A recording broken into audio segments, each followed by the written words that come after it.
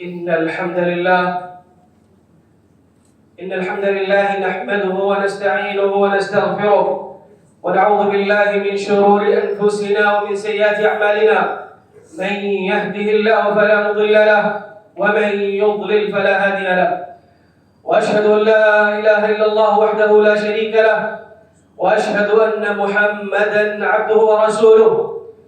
يا أيها الذين آمنوا اتقوا الله حق تقاته ولا تموتن إلا وأنتم مسلمون.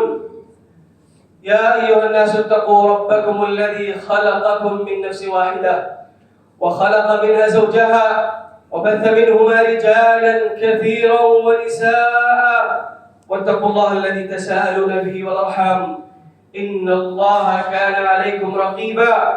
يا أيها الذين آمنوا اتقوا الله وقولوا قولا سديدا يصلح لكم أعمالكم ويغفر لكم ذنوبكم ومن يطع الله ورسوله فقد فاز فوزا عظيما. أما بعد فإن خير الحديث كلام الله وخير الهدي هدي محمد صلى الله عليه وسلم وشر الأمور محدثاتها وكل محدثة بدعة وكل بدعة ضلالة وكل ضلالة في النار. أعوذ بالله السميع العليم من الشيطان الرجيم. بسم الله الرحمن الرحيم.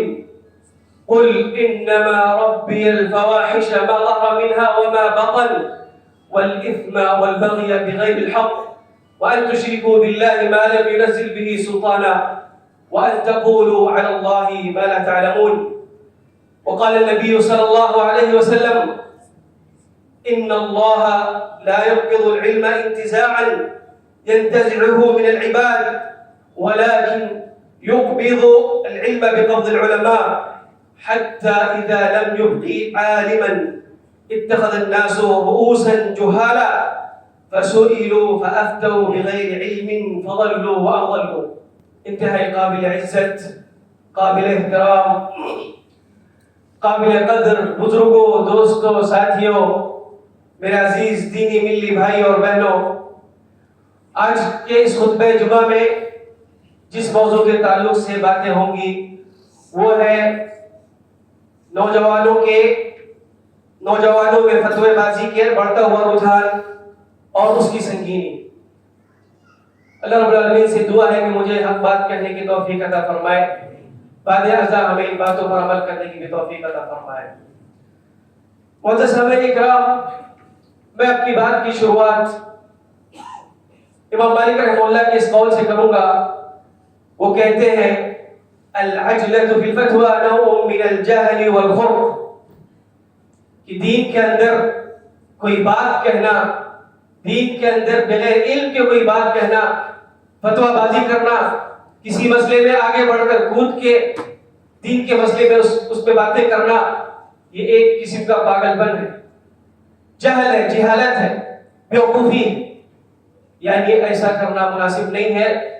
یہ وہی کر سکتا ہے، فتوی بازی وہی کر سکتا ہے، فتوی میں آگے بڑھ کر وہی بات کر سکتا ہے جس کا نہ دین مکمل ہوگا، یعنی جس کے دین کے اندر کمی ہوگی، اس کے ایمان کے اندر کمزوری ہوگی اور اس کے عقل میں بھی کمزوری ہوگی اور ساتھ میں اس کے اخلاق میں بھی کمی ہوگی. جو آدمی دین میں آگے بڑھ کر خود سے اللہ رب العالمین کے دین کے اندر کوئی بات کہنے کی کوشش کرتا ہے تو وہ ایسے ہی ہو. سیدھی سی بات یہ ہوگی کہ اللہ رب العالمین کو جانتا نہیں، وہ موحد نہیں ہو سکتا، اللہ رب العالمین کی تعظیم اس کے دل میں نہیں ہے، اس لیے کہ جس کے دل کے اندر اللہ رب العالمین کی تعظیم ہوگی، جو اللہ رب العالمین سے محبت کرے گا، اس کی یہ جرأت نہیں ہو سکتی، اس کی وہ ہمت نہیں ہو سکتی ہے کہ اللہ رب العالمین کے دین میں کوئی بات کہنے کی ہمت کر سکے.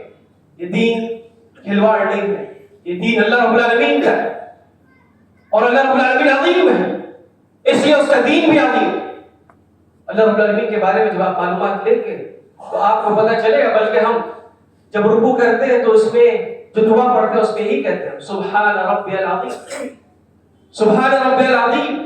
یہ صرف یہ الفاظ نہیں ہے، یہ ہم اللہ رب العالمین کے سامنے جب جھکتے ہیں رکوع میں، جب اپنے سر کو جھکاتے ہیں تو یہ جو جملہ کہتے ہیں، جو دعا کہتے ہیں، یہ یوں ہی نہیں ہے. اس کا ایسا مطلب نہیں ہے کہ اس کا کوئی مفہوم نہیں ہے، بڑے مفہوم ہے اور اس کو ذہن میں رکھنا اور اس میں سے یہی ہے کہ میرا رب عظیم ہے، تو ہمارا رب عظیم ہے، اور اللہ رب العالمین جب عظیم ہے تو اس کی جتنی بھی صفات ہے سب میں عظیم ہے، ہر جگہ وہ عظیم، اور مخلوق ہم انسان ناقص ہیں، کمپلیٹ، تو عظیم جو ہے اس کا جو دین عظیم ہے اس میں کوئی کیسے جرأت کر سکتا ہے؟ ایک ناقص، ایک انکمپلیٹ انسان کیسے جرأت کر سکتا ہے کہ عظیم دین کے اندر کوئی بات کہے، اللہ رب العالمین کے دین کے اندر کوئی بات کہے؟ اسی لیے کہا کہ وہی کہہ سکتا ہے جس کو اللہ رب العالمین کے بارے میں معلومات نہ ہو، جو موحد نہ ہو، جس نے بھی جرأت کی دین کے بارے میں کہنے کے سلسلے میں، یقین مان لے کہ اس کے پاس اسماء و صفات نام کی کوئی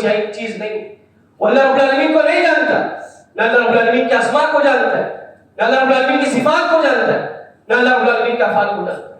اگر وہ جانتا تو جرأت نہیں کر سکتا۔ اور یاد رکھیں اللہ رب العالمین کی عظیم ہے۔ کچھ مثالوں کے ذریعے سے میں واضح کروں آپ کے سامنے اس بات کو کہ ہر صفات کے اندر اللہ رب العالمین کی عظیم ہے۔ پہلی صفت آپ دیکھ لیں اللہ رب العالمین کی، خالق ہے، پیدا کرنے والا ہے، اور پیدا کس کو کرتا ہے؟ عرش کو پیدا کیا، عرش خود اتنا عظیم۔ اب سوچیں جس نے عرش کو پیدا کیا ہوگا وہ کتنا عظیم ہے، اسی کا یہ دین ہے، اسی کا یہ دین ہے، اسی عظیم خالق کا یہ ہے۔ اس کے بعد آپ دیکھیں جتنی بھی مخلوقات، بڑی بڑی مخلوقات ہیں، چاہے چاند ہو، چاہے سورج ہو، چاہے اور بھی بڑی جو مخلوقات ہیں، ہم سمندر کے اندر دیکھتے ہیں بڑی بڑی مچھلیاں ہیں، سب کا وہ خالق ہے۔ یہ بڑی جو چیزیں ہم دیکھ رہے ہیں ان کا خالق ہے، تو آپ سوچیں کہ خالق کتنا عظیم ہوگا، اور اس کے سامنے جرأت کر سکتا ہے اگر کوئی آدمی جب جان لے اس چیز کو کہ ہمارا یہ خالق ہے، جس نے یہ دین نازل کیا ہوا ہے، خالق ہے، ان چیزوں کا مخلوق ہے، فرشتوں کا مخلوق، فرشتوں کا خالق۔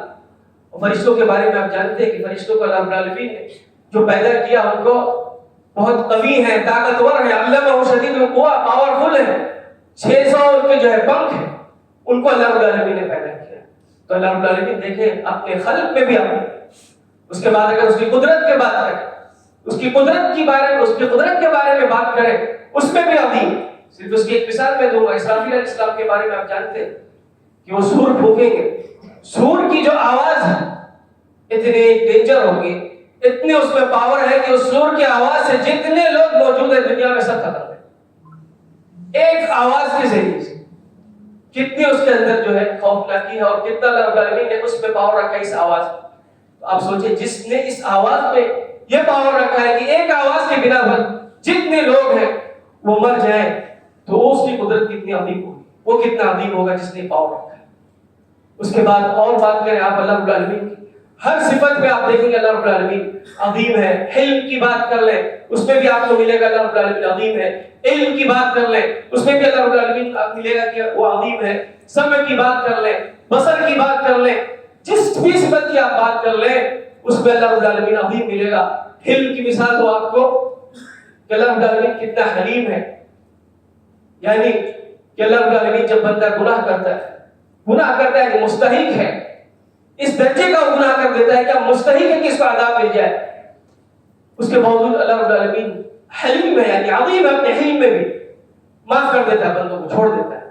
جنگ احد کی مثال آپ دیکھ لیں، جنگ احد میں جن لوگوں نے آپ صلی اللہ علیہ وسلم کو پریشان کیا، جن لوگوں نے آپ کے جسم مبارک سے خون نکالا، وہ حرکت کی جس کی وجہ سے آپ کے جسم مبارک سے خون نکل گیا، آپ کو تکلیفیں دی، آپ کا دشت شہید ہو گیا، اور آپ کو اتنی تکلیف ہوئی کہ آپ نے ان لوگوں کے اوپر لعنت کرنا شروع کیا، آپ نے ان کو برا بھلا کہا، بد دعائیں کرنا شروع کی۔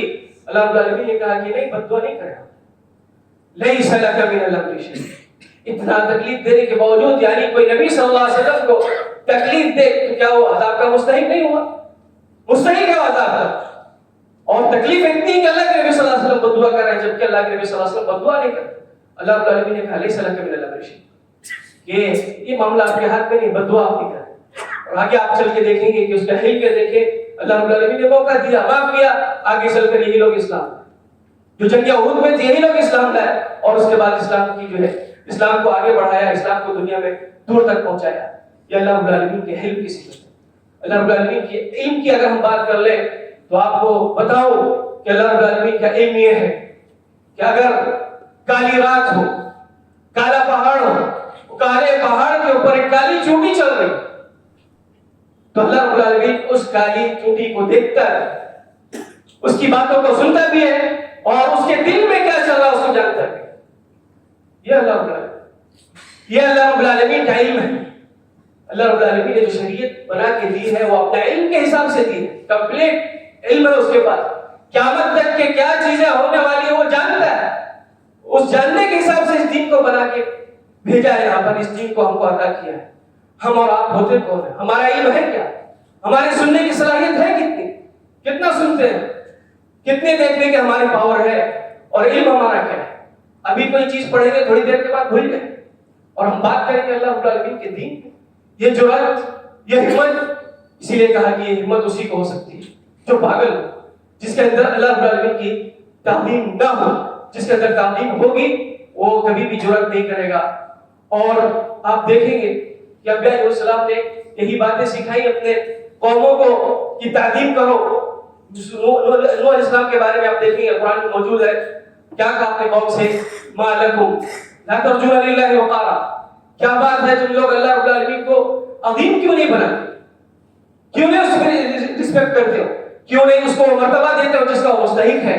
پھر آگے وہی بات کی کہ وہ عظیم اس لیے ہے ما لکم لا ترجون للہ وقارا وقد خلقکم اطوارا الم تروا کیف خلق اللہ سبع سماوات طباقا وجعل القمر فيهن نورا وجعل الشمس سراجا والله انبتكم من الارض نباتا ثم يعيدكم فيها ويخرجكم اخراجا. دیکھیں اس کی صفت یہ ہے کہ سات آسمان کو پیدا کیا، زمین کو پیدا کیا، سورج کو پیدا کیا. وہ عظیم ہے پھر بھی کیوں اس کی تعظیم نہیں کرتے؟ وہ عظیم ہے، اس کی تعظیم کرنا پڑے گا. اور اس کی جو تعظیم کرے گا تو پھر وہ جرأت نہیں کرے گا کہ وہ اللہ رب العالمین کی ایسا دین میں کچھ بات نہیں سکتے. پورا معاملہ آپ دیکھیں گے اللہ رب العالمین کے تعلق سے اس کا سارا معاملہ عظیم پر ہے. اس کے اسماء جیسے میں نے بتایا، اس کا نام عظیم، اس کی صفات عظیم، اس کا افعال عظیم، اس کا کلام عظیم، اس کی باتیں عظیم، اس نے جو حکم دیا وہ عظیم.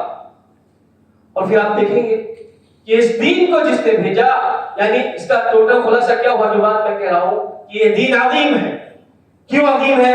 اس لیے کہ اس کو بھیجنے والا عظیم، جس نے اس دین کو بھیجا وہ عظیم، جو اس دین کو لے کر آئے وہ بھی عظیم.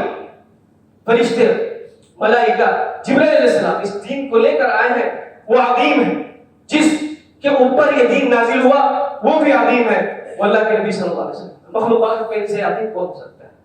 اور اس کے بعد جو پورا دین ہے پورا عظیم ہے، عظیم عظیم ہے. تو بیچ میں جو عظیم نہیں ہو کیسے داخل ہو سکتا ہے؟ مخلوق کیسے داخل ہو سکتے اس کے اندر؟ دین کے اندر بات وہی کرے گا جو عظیم. دین کے اندر بات کرنے کا حق صرف اسی کو ہے جو عظیم ہے. جو عظیم نہیں ہو دین کے اندر بات نہیں کرے گا. اور عظیم وہ ہے جس کو کہا جاتا ہے الراسخون فی العلم. دین کے اندر جن کے پاس پختگی ہو، جو لوگ دین میں ٹھوس ہو. جو یہ رٹ کے ادھر ادھر سے ترجمہ کر کے آگے ہیں، یہ راسخین فی العلم نہیں ہے، یہ عظیم نہیں ہے، یہ عظیم نہیں ہے. اس لیے عظیم اللہ رب العالمین کے عظیم دین میں ان کی یہ کوئی گنجائش نہیں ہے کہ اس دین کے بارے میں وہ کچھ کہیں، کوئی فتویٰ دے، کوئی بات کرے. بلکہ آپ کو یہ باتیں ملے گی کہ عظیم یہ دین ہے اور اتنا عظیم ہے کہ اللہ رب العالمین نے آپ صلی اللہ علیہ وسلم کو بھی منع کیا ہے کہ آپ بھی اس میں کچھ نہیں کہیں. آپ کا کام صرف اتنا ہے کہ میں نے آپ کو پیغام دینے والا بنایا ہے. جو چیزیں میں آپ کے اوپر نازل کروں، جو باتیں میں آپ کو بتاؤں گا وہ لوگوں کو ویسے ہی بتا دے، اپنے سے کچھ نہیں کرنا. اور جب اللہ کے نبی صلی اللہ علیہ وسلم نے کچھ ایسا کیا، اللہ رب العالمین نے کہا جائز نہیں ہے آپ کے لیے، آپ کو اجازت نہیں ہے کہ آپ ایسا کریں. یا ایھا النبی لم تحرم ما احل اللہ لک. اللہ کے نبی صلی اللہ علیہ وسلم آپ اس چیز کو حرام کیوں کر رہے ہیں جس کو اللہ نے حلال کیا ہے؟ یہ اللہ کے نبی صلی اللہ علیہ وسلم کے بارے میں اللہ رب العالمین کہہ رہا ہے کہ آپ کو بھی گنجائش ہے، آپ کو بھی اجازت نہیں ہے کہ دین میں اپنی طرف سے کچھ کہیں. بلکہ یہ کہا کہ اگر دین میں کچھ اپنی طرف سے کہیں گے تو آپ کو سزا مل جائے گی. وَلَوْ تَقَوَّلَ عَلَيْنَا بَعْضَ الْأَقَاوِيلِ لَأَخَذْنَا مِنْهُ بِالْيَمِينِ ثُمَّ لَقَطَعْنَا مِنْهُ الْوَتِينَ. کہ اللہ کے نبی صلی اللہ علیہ وسلم اگر آپ بھی اپنے حساب سے دین کے اندر کچھ باتیں کرنے کی، کچھ باتیں آپ کہہ دیں گے، کچھ آپ سے نکل جائے گا، کچھ گڑبڑی ہو جائے گی، تو پھر جو ہے ہم آپ کو پکڑ لیں گے. لَأَخَذْنَا مِنْهُ بِالْيَمِينِ. ہم آپ کو جو ہے پکڑ لیں گے، منع کریں گے. اور ثُمَّ لَقَطَعْنَا مِنْهُ الْوَتِينَ. اور اس کے بعد پھر جو ہے آپ کو سزا دے دیں گے. یہ اللہ رب العالمین کا عظیم دین ہے. اللہ رب العالمین اپنے نبی سے کہا کہ نہیں، میرے دین میں کچھ اپنی طرف سے نہیں کہنا، جو میں کہوں گا ویسے ہی کہنا، نہیں معلوم ہوگا تو خاموش رہنا. اور جگہ جگہ یہ بات ملے گی کہ اللہ کے نبی صلی اللہ علیہ وسلم جب باتیں نہیں معلوم ہوتی تھی نہیں کہتے تھے، خاموش رہتے تھے. اللہ کے نبی صلی اللہ علیہ وسلم خاموش رہتے تھے. تو ہم لوگ کیسے ہمت کر سکتے ہیں؟ ہم کیسے ہمت کر سکتے ہیں کسی مسئلے میں اندھا دھند کچھ بھی بول؟ نہیں ہے، گنجائش نہیں ہے، حرام ہے. دین کے بارے میں بغیر جانکاری کے یا دین کے بولنے کے لیے، دین کے اندر بات کرنے کے لیے جو چیزیں شرائط ہیں، بغیر اس پہ پورے اترے ہوئے دین میں بات کرنے کی گنجائش نہیں ہے. دین میں جب تک ماہر نہیں ہوں گے آپ جو ہے بات نہیں کر سکتے. اور ماہر ہونے کے لیے آپ کو معلوم ہے مہارت، اس میں ٹائم چاہیے. مہارت آپ جانتے ہیں، مہارت اگر نہیں سمجھ میں آ رہا تو میں آپ کو مثال دیتا ہوں. آپ کھیل دیکھتے ہوں گے، بہت سے کھلاڑی اس میں ماہر ہوں گے، کوئی بالنگ میں ماہر ہے، کوئی بیٹنگ میں ماہر ہے، کوئی فٹ بال میں ماہر ہے. یہ مہارت ایک دن میں آئی ہے؟ یہ مہارت ان لوگوں کو ایک دن میں آئی ہے؟ بغیر محنت کیا آئی ہے؟ جو بھی ماہر ہے جس جگہ، یا آپ اپنے بزنس میں ماہر ہیں، ایک دن میں آپ کو آ گئی مہارت. آپ کہیں گئے اور پڑھ لیے، کوئی ٹرانسلیٹ پڑھ لیے، کوئی ترجمہ پڑھ لیے، مہارت آ گئی آپ کو؟ نہیں، مہارت ایسے نہیں آتی. مہارت میں صبر چاہیے، مہارت میں پریکٹس چاہیے. روزانہ آپ پریکٹس کریں گے تب جا کے ماہر ہوں گے. تو دین میں بات کرنے کے لیے مہارت آنا چاہیے. اور مہارت کے لیے دین کے لیے جو بنیادی کتابیں ہیں، بنیادی جو اصول اور ضوابط ہیں، وہ ساری چیزیں معلوم ہونا چاہیے. دین میں اگر آپ بات کر رہے ہیں، ٹرانسلیٹ پڑھنے سے کام نہیں چلے. دین میں آپ بات کر رہے ہیں تو آپ کو نحو آنا چاہیے، آپ کو صرف آنا چاہیے، آپ کو فقہ اور اصول فقہ کی جانکاری ہونا چاہیے، آپ کو حدیث، علوم حدیث کے بارے میں معلومات ہونا چاہیے، آپ کو تفسیر کے بارے میں معلومات ہونا چاہیے. مہارت ہونا چاہیے. اگر یہ مہارت ہے تو آپ کے لیے گنجائش بنتی ہے. اور اس مہارت کے ساتھ پھر اس پہ ٹائم لگانا چاہیے. بغیر ٹائم کے آپ نہیں کر سکتے. اور جتنے بھی آپ کے پاس شبہات ہیں وہ سارے شبہات جو ہے بے بنیاد ہیں. باتیں آگے آئیں گی. جو لوگ کہتے ہیں بلغوا انی ولو آیا، اس کا کیا مطلب ہے؟ آگے باتیں آئیں گی اور اس سے پتہ چل جائے گا کہ یہ جو آپ کا شبہ ہے وہ صحیح نہیں ہے. اس لیے کہ صحابہ کرام ان لوگوں کے پاس مسئلے آئے، انہوں نے جواب نہیں دیا، تو کیا وہ لوگ ان حدیثوں کو سمجھتے نہیں تھے؟ بلغوا انی ولو آیا، جن لوگوں نے اس حدیث کو آپ تک پہنچایا وہ سمجھدار نہیں تھے، آپ زیادہ سمجھ رہے ہیں. نہیں، ایسا نہیں کر سکتے. اور یہ بھی بکواس ہے کہ کوئی نہیں تھا تو میں کروں گا. کیسے کریں گے آپ؟ کوئی اگر آپ کے علاقے میں کوئی ڈاکٹر اگر نہیں مل رہا ہے ہارٹ کا آپریشن کرنے والا، تو کیا آپ کہیں سے پڑھ کے آپریشن کر دیں گے اس کا؟ کیا کوئی گوارا کرے گا اس بات کو؟ اگر یہاں گوارا نہیں کرتے کہ بھائی یہ ماہر نہیں ہے، یہ جانکار نہیں ہے، اس کے پاس جانا نہیں چاہیے، گڑبڑ کرے گا، دین میں کیوں نہیں؟ دین میں کیوں نہیں احتیاط ہوتا ہے؟ جبکہ دین کا معاملہ آخرت پہ ٹکا ہے. دین کا معاملہ یہ ہے کہ اگر آپ کام کریں گے تو یا تو جنت میں جائیں گے اور جہنم میں جائیں گے، اور پھر وہاں کوئی بچا نہیں پائے.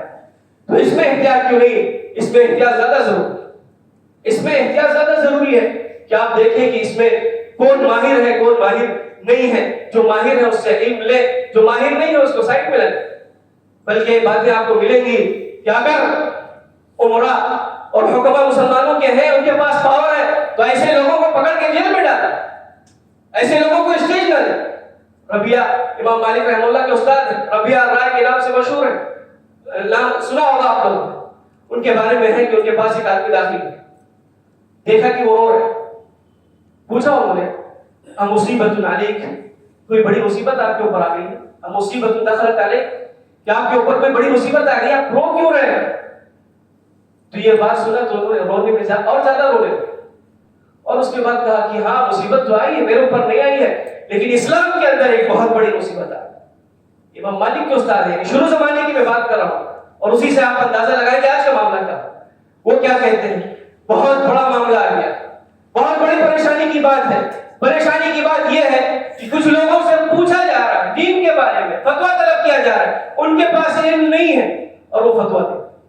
یہ چیز میں جوڑ ڈالا.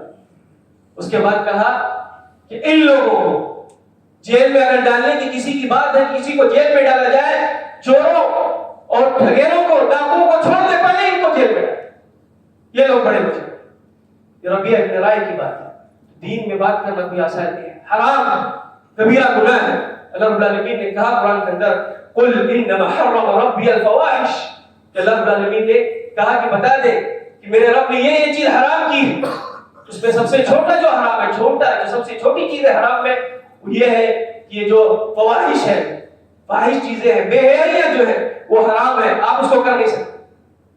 والاثم والبغي، زیادتی، ظلم و زیادتی اللہ رب العالمین نے کہا کہ حرام ہے، یعنی سب سے چھوٹی چیز حرام میں فواحش ہے، اس سے بڑی چیز جو ہے وہ بغی ہے، زیادتی ہے، اور اس کے بعد پھر شرک ہے۔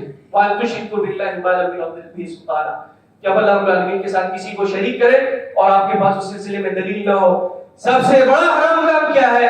وَأَن تَقُولُوا عَلَى اللَّهِ مَا لَا تَعْلَمُونَ، کہ تمہاری یہ جرأت ہو جائے، تمہاری یہ ہمت ہو جائے کہ دین میں تم وہ باتیں کہنے لگو، دین میں وہ باتیں کہنے لگو جس کو تم جانتے ہیں۔ سب سے بڑا حرام کام اگر کوئی چیز ہے تو دین میں اپنے حساب سے، اپنے اجتہاد سے باتیں کرنا ہے۔ اور یہاں پر جس طریقے سے اللہ رب العالمین نے واضح کر کے مسلمانوں کو پیغام دے دیا ہے اور ہم کو سکھا دیا ہے، اور اس کے علاوہ پھر وصیت بھی کی اللہ رب العالمین کہ دیکھنا شیطان یہ چاہے گا تم سے، شیطان تمہارا دشمن ہے، شیطان یہ چاہے گا کہ تم یہ جو ہے دین کے اندر الٹی سیدھی باتیں کرو اپنی طرف سے، نہیں کرنا۔ یا ایھا الناس کلوا مما فی الارض حلالا طیبا ولا تتبعوا خطوات الشیطان انہ لکم عدو مبین انما یأمرکم بالسوء والفحشاء وان تقولوا علی اللہ ما لا تعلمون۔ اللہ رب العالمین نے کہا، جانتا ہے شیطان کو کہ کیا کرنے والا ہے، کہا کھاؤ پیو جو بھی چیزیں حلال ہیں آرام سے کھاؤ اور شیطان کی پیروی نہ کرو، ولا تتبعوا خطوات الشیطان، شیطان کے چکر میں نہ آؤ، انہ لکم عدو مبین، وہ تمہارا کھلا دشمن ہے۔ شیطان آ کے وسوسہ ڈالتا ہے کہ ارے یہاں پر جو ہے میری ضرورت ہے، مجھے اٹھنا چاہیے، مجھے فتویٰ دینا چاہیے، مجھے مرجع بننا چاہیے، لوگ مجھ سے دین حاصل کریں، میں یہاں پہ سب سے قابل ہوں، میں سمجھ سکتا ہوں دین کو۔ شیطان وسوسہ ڈالتا ہے، یہ اس کا اسٹیپ ہے۔ اور اللہ رب العالمین نے پہلے کہا دیکھنا شیطان کی اتباع نہیں کرنا، اس کے خطوات، اس کے اسٹیپ پر چلنے کی کوشش نہیں کرنا، دور رہنا، تمہارا کھلا ہوا دشمن ہے۔ انما یأمرکم بالسوء والفحشاء، اس کا کام یہی ہے کہ تم کو برائیوں کی طرف لے جاتا ہے، اور اس کا کام یہ ہے کہ تم کو یہاں پھنسا دیتا ہے کہ تم اللہ رب العالمین کے دین میں وہ باتیں بول ڈالو جو تم نہیں جانتے۔ اللہ رب العالمین نے وصیت کر دی پہلے ہی کہ دیکھنا دور رہو، دین کے معاملے میں کودنا نہیں، ہاں کودنے کی ضرورت ہے، سیکھو، مہارت حاصل کرو، اور اس کے بعد جو ہے لوگوں کی جو پیاس کو بجھاؤ، لیکن مہارت حاصل کرنے کے بعد، اور یہ مہارت حاصل کرنے کے لیے میں نے کہا اس میں بہت ٹائم لگے گا، اور جب آپ ماہر ہو جائیں آئے آپ، اور حقیقت یہ ہے کہ اگر آپ ماہر ہو جائیں گے دین کو، اگر آپ پڑھ لیں گے صحیح سے، تو پھر آپ آٹومیٹک جو آئیں گے نہیں، آپ خود دور ہو جائیں۔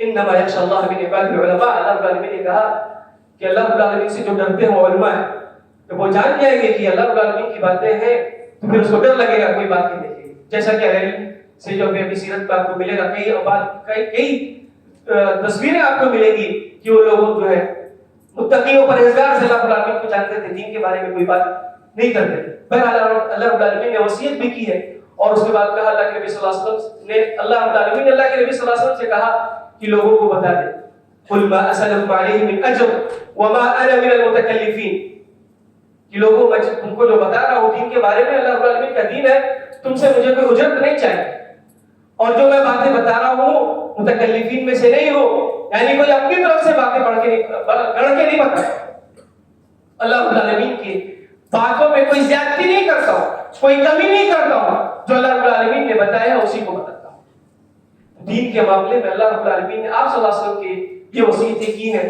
اور اس طریقے سے کہا ہے کہ پیغمبر لوگوں کو آپ جو ہے بتا دیں کہ دین کے معاملے کو ایزی نہیں لینا، دین کے معاملے کو ہلکے میں نہیں لینا، دین کا معاملہ جو ہے بہت اہم ہے، بہت امپورٹنٹ ہے، دین بہت عظیم ہے، اس لیے اس میں اگر کوئی بات کرنے والا ہے تو عظیم ہونا چاہیے۔ یا یہ قرآن سے آپ کو میں نے باتیں بتائی ہے، اللہ کے نبی صلی اللہ علیہ وسلم کی حدیث میں بھی آپ کو ملے گا، آپ کا قول بھی مل جائے گا، آپ کا فعل بھی مل جائے گا کہ آپ نے بھی منع کیا کہ دیکھنا دین کے بارے میں کچھ لینا نہیں، اور آپ نے کر کے بھی دکھایا، آپ نے انتظار کیا، بار بار آپ قرآن پڑھیں گے، کئی جگہ آپ کو یہ باتیں ملیں گی، یسألونک یسألونک یسألونک، کہ لوگ آپ سے سوال کرتے ہیں، آپ صلی اللہ علیہ وسلم انتظار کرتے ہیں، پھر اللہ رب العالمین کہتا ہے قل، یہ سوال کرتے ہیں، آپ نے جواب دے دیا، انتظار کیے، اس کے بعد آپ یہ کہیں قل یسألونک عن الانفال قل الانفال للہ والرسول، یہ لوگ انفال کے بارے میں پوچھتے ہیں تو اس کے بارے میں آپ ایسے جواب دیجیے، یسألونک ماذا ينفقون، وہ لوگ آپ سے سوال کرتے ہیں کہاں پہ خرچ کیا جائے، قل انفقوا۔ کئی آیتیں آپ کو ملے گی کہ جس میں اللہ کے نبی صلی اللہ علیہ وسلم نے کوئی بات آپ صلی اللہ علیہ وسلم سے پوچھی گئی، آپ نے اگر نہیں معلوم ہے تو آپ نے جواب نہیں دیا، اللہ کے نبی صلی اللہ علیہ وسلم نے جواب نہیں دیا، یسألونک عن الروح قل الروح من امر ربی، روح کے بارے میں سوال کیا کہ آپ صلی اللہ علیہ وسلم سے خاموش ہو گئے، وہی آئی تو جو ہے آپ صلی اللہ علیہ وسلم نے جواب دیا۔ کئی مثالیں ملیں گی، آپ صلی اللہ علیہ وسلم سے پوچھا گیا کہ زمین میں سب سے اچھی جگہ کون سی ہے اور سب سے بری جگہ کون سی ہے، آپ صلی اللہ علیہ وسلم خاموش رہے۔ اس کے بعد پھر وہی ہے کہ آپ بتا دیں لوگوں کو کہ زمین کے اندر سب سے اچھی جگہ اللہ رب العالمین کا گھر ہے، یعنی اللہ رب العالمین کی مسجد ہے، اور اس کے بعد سب سے بری جگہ جو ہے وہ اسواق ہے، بازار ہے، مارکیٹ۔ یہ کب؟ آپ صلی اللہ علیہ وسلم سے پوچھا گیا، معلوم نہیں ہے، آپ نے جواب نہیں دیا، یہ آپ صلی اللہ علیہ وسلم کی باتیں دین کے تعلق سے۔ اور اس کے بعد آپ صلی اللہ علیہ وسلم نے امتیوں کو بتایا کہ دیکھیں ایسا معاملہ آ جائے گا، آگے چل کے ایسا معاملہ آ جائے گا کہ اللہ رب العالمین دھیرے دھیرے علم کو کھینچ لے، دھیرے دھیرے علم کو اٹھا لے گا۔ جو اہل علم ہے، راسخین فی العلم ہے، جو لوگ مضبوط علم والے ہیں، اللہ رب العالمین انہیں موت دے دے گا۔ اور پھر کیا ہوگا آگے چل کے؟ اتخذ الناس رؤوسا جہالا، پھر آگے رزلٹ کیا آئے گا اس کا کہ کچھ لوگ ایسے ہوں گے جو اپنے آپ کو ظاہر کریں گے کہ میں بہت دیندار ہوں، ظاہر کریں گے، اپنے آپ کو مرجع بنائیں گے اور لوگ ان کو اپنا رہنما بنائیں گے، اور وہ جاہل ہیں۔ اتخذ الناس رؤوسا جہالا، کہ لوگ اپنا سردار جاہل کو بنائیں۔ تو اللہ کے نبی صلی اللہ علیہ وسلم نے پہلے بتا دیا کہ دیکھیں ایسا معاملہ آئے گا تو صرف اسی کا مسئلہ نہیں ہے جو اپنے آپ کو پیش کر رہا ہے، مسئلہ ہمارا بھی، ہم بھی مجرم رہیں گے اگر ہم جو ہے اندھادھند کسی کے پیچھے پڑ جائیں۔ اگر ہم نے کسی جاہل کو رہنما بنا لیا، ہم بھی مجرم ہوں گے۔ اللہ کے نبی صلی اللہ علیہ وسلم نے پہلے کہا کہ دیکھنا ایسا ہوگا، بچنے کے لیے کہا اتخذ الناس رؤوسا جہالا وسئلوا فافتوا بغیر علم، کہ ان سے سوال کیا جائے گا اور وہ فتوا دیں گے بغیر علم کے، جانکاری نہیں ہوگی اللہ رب العالمین کے دین میں، ڈر بھی نہیں ہوگا، خوف بھی نہیں ہوگا، کھیل سمجھیں گے، فڑک سے جو باتیں آئیں گی زبان پر اس کو بول دیں گے، فضلوا اضلوا، خود گمراہ ہوں گے اور دوسروں کو بھی گمراہ کریں۔ تو اللہ کے نبی صلی اللہ علیہ وسلم سے بھی دیکھیں باتیں آپ کو ملیں۔ اللہ کے نبی صلی اللہ علیہ وسلم نے بھی منع کیا ہے اپنے قول کے ذریعے سے، اپنے فعل کے ذریعے سے، کہ اس دین میں کوئی بات اپنے طریقے سے اپنے حساب سے نہیں کرنا۔ اور پھر سیرت صحابہ اگر ہم پڑھیں، تمام صحابہ کے بارے میں آپ کو یہی ملے گا کہ جلدی وہ دین کے بارے میں بات نہیں کرتے تھے، اسی لیے جانتے تھے کہ دین کس کا ہے، یہ دین عظیم ہے، جس نے نازل کیا ہے وہ عظیم ہے، اس لیے ان کی ہمت نہیں پڑتی تھی۔ اسی لیے ابو بکر صدیق رضی اللہ عنہ کے بارے میں ہے، ایک مسئلہ آیا قرآن میں، کوئی معنی تھا، کوئی مفہوم تھا، نہیں سمجھ میں آ رہا تھا، تو اس کے بعد لوگوں نے کہا آپ کو یہ بات معلوم نہیں ہے، بات معلوم ہونا چاہیے، آپ بول دیجیے کچھ بتا دیجیے۔ قال ای سماء تظلنی وائی ارض تقلنی ان انا قلت فی کتاب اللہ ما لا اعلم، کون سی دھرتی مجھے بچائے گا، کون سا آسمان مجھے بچائے گا اگر میں کوئی ایسی بات کر دوں، اللہ رب العالمین کی طرف کوئی ایسی بات منسوخ کر دوں جو اللہ نے نہیں کہا ہے، تو کون مجھے بچا سکتا ہے؟ نہ آسمان مجھے بچا سکتا ہے اور نہ زمین، یعنی اس دھرتی پر رہنے لائق ہے۔ اب ان سے زیادہ بلغوا انی ولو آیہ سمجھ رہے ہیں۔ اس کے بعد عمر بن خطاب رضی اللہ عنہ کے بارے میں آتا ہے کہ کوئی مسئلہ آ جاتا تھا، پورے بدر والوں کو جمع کر لو، ہمارے پاس مسئلہ آیا پٹ سے بتا دیتے۔ عمر رضی اللہ عنہ پورے صحابہ کو جمع کرتے تھے، بدر والوں کو جمع کرتے تھے، اس کے بعد میں فیصلہ لے کے بات ہوتی تھی کہ ہاں یہ دین کا مسئلہ ہے تو یہ ہو۔ کیوں؟ جانتے تھے کہ دین میں اگر میں کچھ گڑبڑ کر دیا تو معاملہ خراب ہوگا، کمیٹی کرے گی، مشورہ کرنے والے اہل علم بڑے لوگ کریں گے تو انشاءاللہ ان کا جو ہے اجتہاد ٹھیک ٹھاک ہوگا اور کوئی میرے اوپر کوئی مسئلہ نہیں ہے۔ عمر بن خطاب رضی اللہ عنہ کے بارے میں یہ باتیں ہیں۔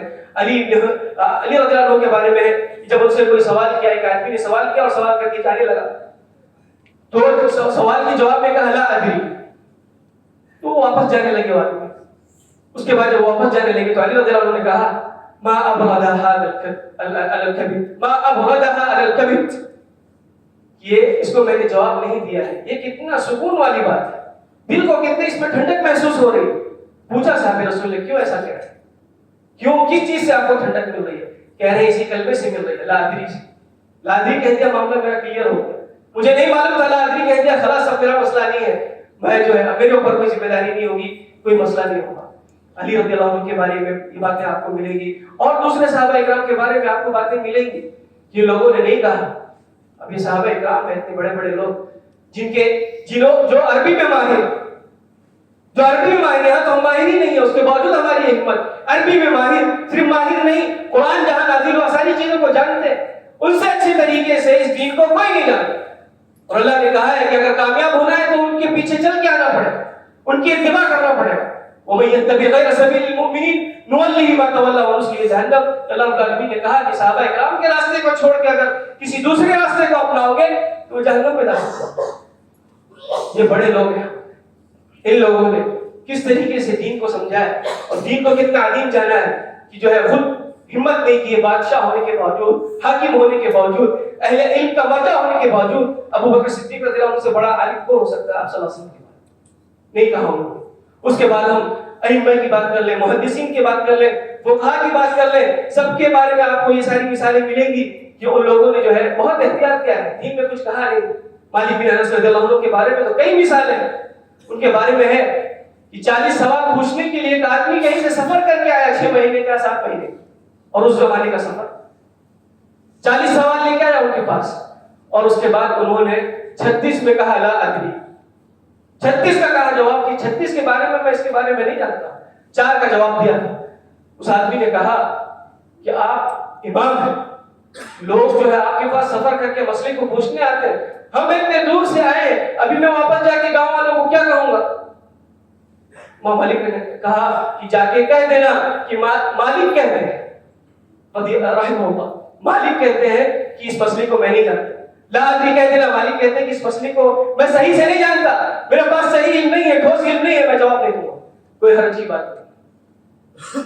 امام مالک رحمہ اللہ, اور انہی کی سیرت میں آتا ہے کہ یہ جو 4 مسئلے کا جواب دیا تھا وہی سب سے زیادہ ان کے لیے ٹینشن کا باعث بنا ہوا تھا. وفات کے وقت لوگوں نے دیکھا کہ آپ کے آنکھ سے آنسو جاری ہے, ٹینشن میں ہے. پوچھا ٹینشن کیوں ہے؟ جواب یہی دیا تھا کہ 4 مسئلہ جو میں نے جواب دیا ہے اس کا کیا ہوگا؟ 36 میں تو میرا معاملہ پار, 36 میں تو میں سمجھ رہا ہوں کچھ نہیں ہوگا, لیکن میں نے 4 کا جواب دیا ہے, اب وہ پتہ نہیں صحیح ہے غلط ہے کیا ہو سکتا ہے, اسی کا خوف ہے مجھے, اسی لیے مجھے ٹینشن. یہ امام مالک رحمہ اللہ ہے جو مفتیوں کے سردار ہیں. یہ جو ہے یہ ان کے حالات ہیں, یہ ان کی سیرتیں ہیں. اسی طریقے سے اور بھی امام احمد رحمہ اللہ کے بارے میں ملے گا, اور بھی لوگوں کے بارے میں ملے گا.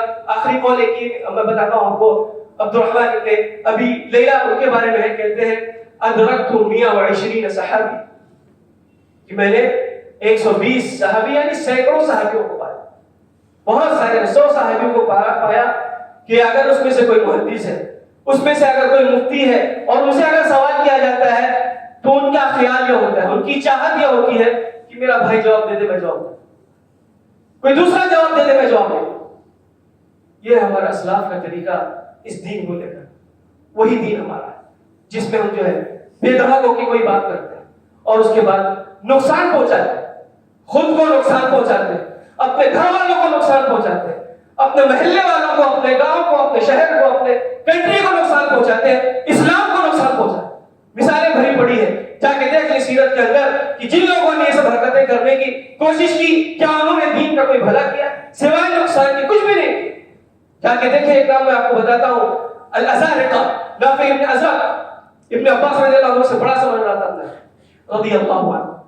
ابن عباس صحابی رسول, ان سے علم حاصل کرنے میں ہچکچاہٹ تھی اس کو یہ لگتا تھا کہ صحابی رسول زیادہ سمجھدار نہیں ہے, میں زیادہ سمجھدار. ان کے مخالفت کیا, ایک فرقہ ایجاد کیا ازارقہ کے نام سے, اور اس فرقے کا جانتے ہیں کیا تھا معاملہ؟ اس فرقے کا یہ معاملہ تھا یہ بھی کافر, وہ بھی کافر, وہ بھی کافر, سب کو قتل کرنا چاہیے.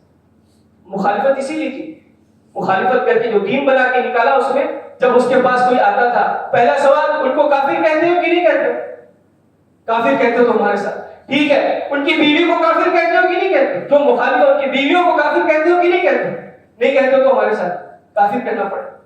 مسئلہ یہاں تک پہنچا جو بچہ ابھی پیدا ہو کے آیا ہے اس کے بارے میں سوال کیا اس نے, جو بچہ ابھی پیدا ہوا ہے اس کو کافر سمجھتے ہو کہ نہیں سمجھتے ہو, اس کا خون بہانا جائز سمجھتے ہو کہ نہیں جائز سمجھتے ہو؟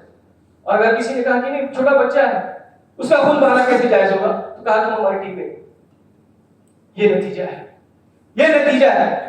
جو لوگ جو ہے زبردستی دین کے اندر داخل ہوتے ہیں اور اپنے فہم کے اعتبار سے دین کے اندر آ کے باتیں کرتے ہیں, یہ اس کا نتیجہ ہے. یہ نافع ابن ازرق کی میں نے مثال دی. موجودہ دور میں ایک مثال اور دیتا ہوں, جا کے آپ نیٹ کے اوپر دیکھیں, خالد المولد نام کے ایک شخص ہے. خالد المولد نام کا شخص بھی موجود ہے, انٹرویو موجود ہے, ابھی زندہ ہے. جا کے دیکھیں گے آپ, پتہ لگائیں گے. مدینے کے اندر تھا.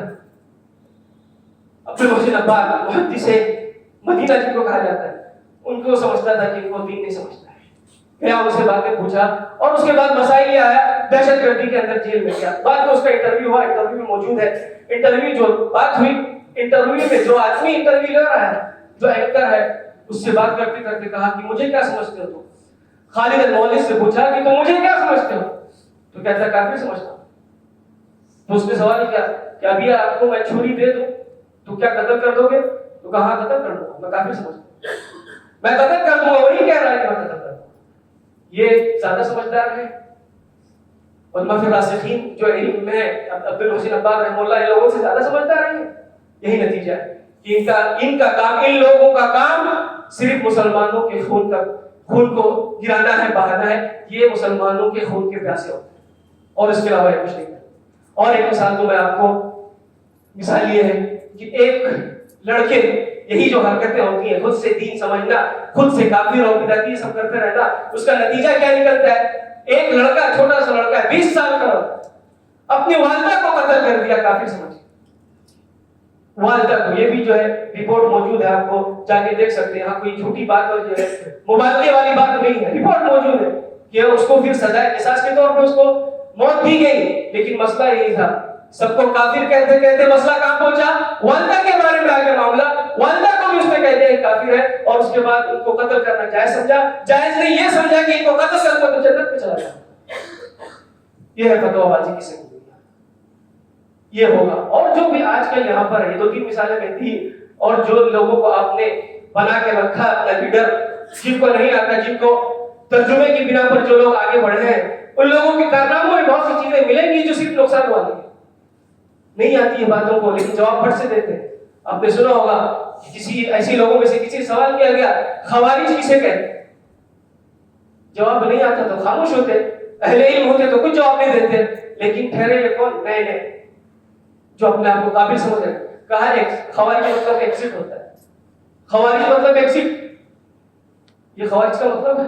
خوارج ایک فرقہ ہے. اللہ کے نبی صلی اللہ علیہ وسلم نے اس فرقے کے بارے میں کہا ہے, آپ صلی اللہ علیہ وسلم نے اس فرقے کے بارے میں اس کی صفت بیان کی ہے کہ یہ فرقہ اتنا نقصان دہ ہے کہ اگر میں ان کو پالوں گا, اس فرقے والوں کو میں پالوں گا, تو میں ان کو جو ہے سرے سے ختم کر دوں گا, ان کو میں بچنے نہیں دوں گا, ایک کو بھی بچنے نہیں دوں گا.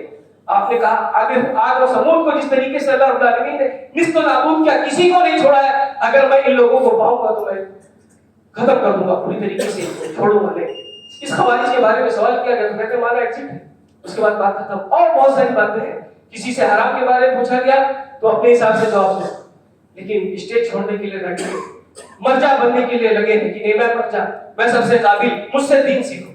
جس نے یہ کہا, جس نے یہ ظاہر کیا کہ وہ دین سکھا سکتا ہے, ظاہر کیا اس نے, تو پھر اس کا مطلب یہ ہے کہ وہ دین سکھانے کے لائق نہیں, اس سے دین نہیں لیا جا سکتا. اس لیے کہ اس کے اندر خوف نہیں, اس کے اندر اللہ رب العالمین کی اس دین کی تعلیم نہیں. لہذا اس فتنوں کے دور میں ہوشیار رہنے کی کوشش کریں, اہل علم سے جڑے, جو لوگ راسخین فی العلم ہیں ان سے جڑے, ادھر ادھر جو ہے کسی سے بھی دین حاصل کرنے کی کوشش نہ کریں. جیسے آپ کسی سے بھی اپنا علاج کرانے کے بارے میں احتیاط کرتے ہیں, کسی سے بھی آپ علاج نہیں کراتے ہیں, ویسے اپنے دین کے بارے میں بھی محتاط رہیں اور ذمہ دار بھی. جس طریقے سے ربیعہ ابن رائے کی رائے تھی کہ اگر کوئی ذمہ دار ہے تو اس کو چاہیے کہ لوگوں کو منع کرے, ان کو جو ہے دور رکھے. ذمہ داران کی ذمہ داری کہ اپنے بچوں پہ رحم کریں, اپنے نسل کے اوپر رحم کریں. ایسے لوگوں کو چانس نہیں دیں, آپ چلے جائیں گے, آپ کے نسل کا پتہ نہیں کیا. اس لیے احتیاط کی بہت زیادہ ضرورت ہے. یہ معاملہ بہت ڈینجر ہے اور اس سے بچنے کی ہمیں زیادہ کوشش کرنا چاہیے. اللہ رب العالمین سے دعا ہے اللہ رب العالمین ہمیں کہنے سننے سے زیادہ عمل کرنے کی توفیق عطا فرمائے. جب تک اس دنیا میں زندہ رکھے, اسلام پر زندہ رکھے, ہمارا خاتمہ ہو تو ایمان پر ہو. اقول قولی ھذا واستغفر اللہ لی ولکم ولسائر المسلمین من كل ذنب فاستغفروه انه هو